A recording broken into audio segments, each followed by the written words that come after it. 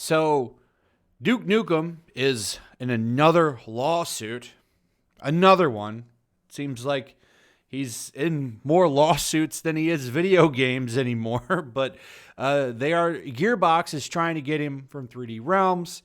And there's going to be another legal battle over a game I don't think anyone even really cares about anymore. I can't even think of the last time Duke Nukem was in a game people actually liked. Unless it was maybe like a cameo or something. If you remember, there was Duke Nukem Forever that came out, and it was really bad. It was in like some kind of development limbo for years, and then I forget who it was, came in and fixed it, put it out, and no one really cared for it. It's kind of like, they were trying to make it Half-Life 3 or something at some point. And then they finally brought it out, and, well, lo and behold, it really wasn't that great of a game. Really don't know if you can even bring him back because of articles like this from Kotaku. Duke Nukem isn't worth fighting yet another lawsuit over. Because, of course, naturally, this would be the problem with even bringing him back in 2020 because they would try to cancel him immediately. So much so to the point, I wonder if it would even be worth trying to bring him back for a game developer, because would they even bring him back properly? If you know anything about Duke Nukem, he's all about, hot babes and, taking out bad guys. It's kind of his thing. He's, in essence, the true toxic male, as they like to say. And therein alone would be the problem with trying to make a proper Duke Nukem game. I do think that there could be money to be made there, though, if they were to bring him back and do him properly and unapologetically. I do think Duke Nukem could definitely be successful, at least in that capacity. Whether the game would be good or not, I don't know. Gearbox makes the Borderlands games. I don't really care for those games, but they are enjoyed by a lot of people, so they are capable of making good games. However, would they make the right Duke Nukem game? That I don't know. I just saw a video talking about, I think Memology made it, talking about Little Devil Inside, which is a PlayStation 5 indie game. Bent the knee because one person was mad about it. So imagine Duke Nukem comes to PlayStation 5. What do you think is going to happen then? There's going to be a lot more than one person complaining about Duke Nukem. I can tell you that right now. It'd be kind of funny to watch. Let me tell you, I guarantee you, though, if Gearbox were to win this lawsuit and actually get him, and they could make a Duke Nukem game, and they said, Kotaku, like they, Matt, how Duke Nukem talks. They make a video, hey, Kotaku, it's my message for you. And he they have him flicking off a Kotaku, a Kotaku logo. You would probably get a lot of sales just from that, because let me tell you, man, nobody in media or in gaming or in movie entertainment or in comics, none of these people have any balls. None of them stand up to any of these people. And I think that if somebody were to come out and have some, they could stand to win a lot of people over. That'd be pretty impressive to watch. I think that'd be really cool, but you're not going to see it. My favorite example of this, of course, is always Kingdom Come, a game that told woke media pretty much to buzz off, and they made a lot of money. It helped, of course, that the game was pretty decent too, but they had a lot of people trying to cancel them. They said, we don't care. And they put out the game they wanted, and people respected them for it. But in today's day and age, I just don't see a company standing up to people. There's no way they can make the Duke Nukem game that people would actually want, as in how he should be acting. It won't happen. Not going to happen. I guarantee it will never happen. We can wish maybe Gearbox would stand up and grow a pair, but I highly doubt it. You would see a lot more articles from Kotaku here. Let's go ahead and take a look at what they're saying. Gearbox is suing 3D Realms parent company for a breach in contract in regard to ownership of the Duke Nukem franchise, according to a lawsuit filed last Friday. This is just the latest in a series of Duke-related legal complaints stretching back over a decade. And at this point, I can't help but wonder if the time-worn series is even worth the headache. It could be worth the headache. Like I said, if they were to put out an unapologetic Duke Nukem game that was, hopefully good, and they hyped it up, I think even if it was a mediocre game, if they actually hyped him up as the toxic male that he could be, the game would probably make a lot of money. But the problem is I just don't see them doing that. So yeah, it's probably not worth the headache, because Duke Nukem just acting like any other protagonist wouldn't have the same appeal, because then he's just anybody else. He's an unapologetic bad mofo. That's kind of his thing. And I just don't see them making a character like that anymore. And it's a shame. An indie game would do something like that, because they don't care. At the end of the day, they're making money from crowdfunding and stuff usually. So, they're going to do what they want. But a big developer, they're too afraid of making some weirdo online mad. So, of course, they're not going to make the game that they should make.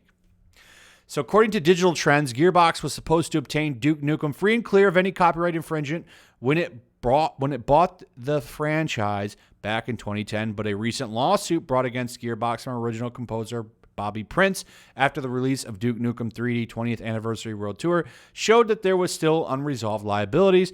Gearbox CEO Randy Pitchford told Digital Trends that his company was forced to file this latest complaint after they failed to settle with Prince and denied a request that would have absolved Gearbox of responsibility. When it comes to legacy, Duke Nukem is right up there with Doom and Half-Life for the way it was pushed, for the way in which it pushed the first-person shooter genre forward in time. Duke Nukem 3D, for all of the outdated humor and attitude, that's the big ticket right there, for all of the outdated humor and attitude.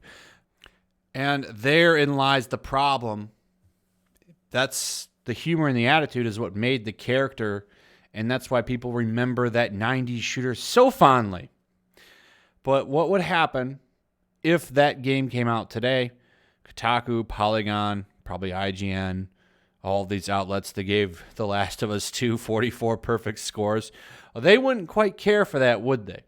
And you would see a slew of articles talking about the misogynistic Duke and how he's a product of a bygone era. He's the orange man's favorite game or something like that. You would see tons of articles like that pop up. Tons. We see it all the time. They would never shut up about it. Now, if they actually latched on to telling those people to go away, people would probably rise up and support the game like crazy. But the problem is, like I said, these people, they're having a balls. And because of that, the game won't get made. It won't. So look, I understand nostalgia, they continue on saying, but do we really lose if Duke Nukem just fades away? Even as a parody of action heroes of the era, Duke Nukem, the character, a brash a-hole who revels in misogyny and toxic masculinity, just doesn't work anymore.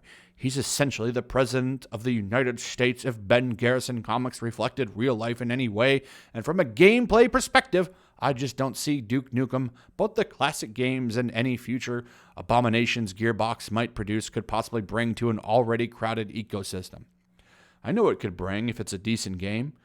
A tough-as-nails dude with big muscles who runs through things. That's honestly something we really don't get anymore, as the media seems very gung-ho on making every dude that's elite in a game a wuss. Really talk about some stuff there. Talking about now Captain Kirk for the new Star Trek that's coming out. It's going to be into dudes too. He's going to swing both ways, they're saying. Captain Kirk, a man's man, at least in the original series, who was always taking his shirt off and getting into fights with aliens and then hooking up with like different chicks from different species all over the universe. Now we need to go ahead and change him up. Like, do you see what I'm saying? Like, dudes like Duke Nukem, that's something you're never going to see. Every guy has to be some like little wuss dude That's seems to be the product that they want you to have, you know. And step it up. Like, it's almost like the guy's a little wimp, and they always like to have the woman be the dude now in games. Like, she'll be the tough one.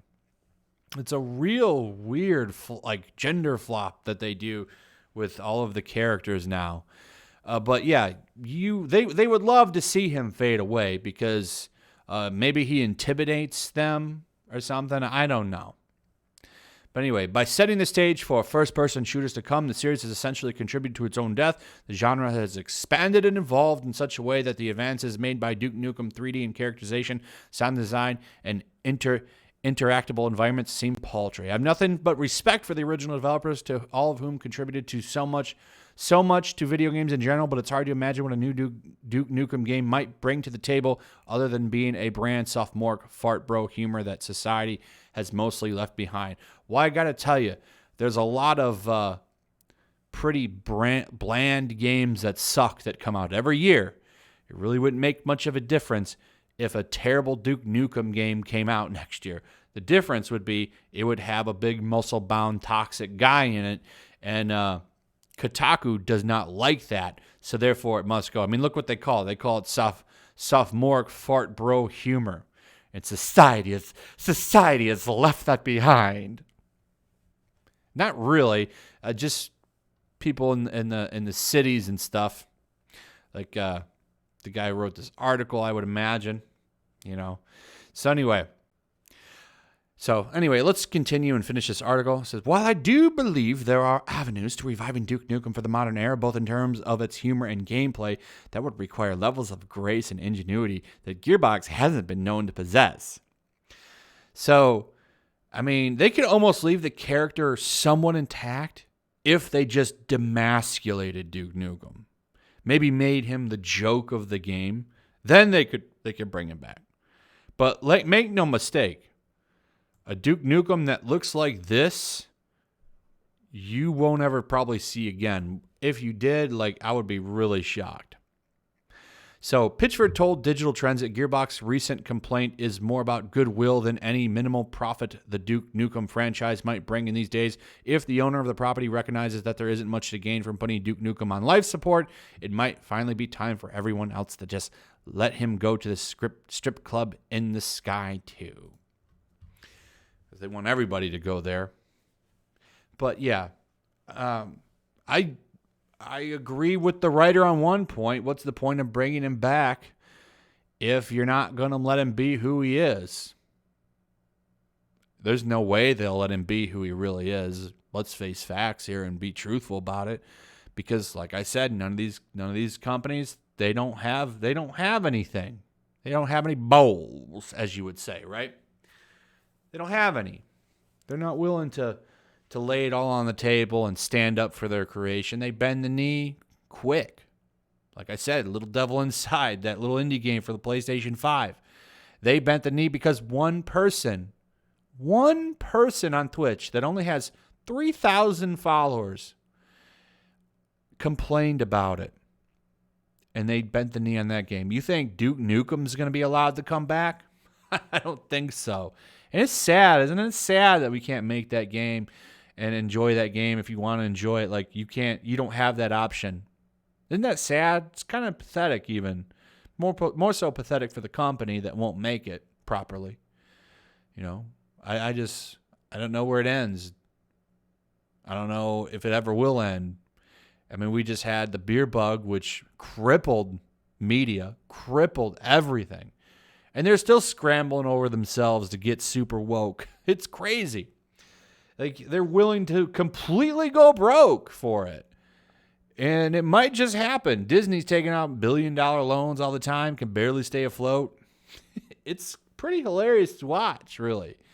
So, I don't know. We'll see what happens, but I find this funny. Kotaku, of course, says, don't fight over him. Go broke. Let him go. Please don't bring Duke Nukem back. So, anyway, that's it, guys. Thanks for watching. Let me know your thoughts in the comments below. Please throw a like up. Also, share the video. Make sure you're still subscribed. Subscribe if you're new. Hit the notification bell. I'll see you guys on the next one.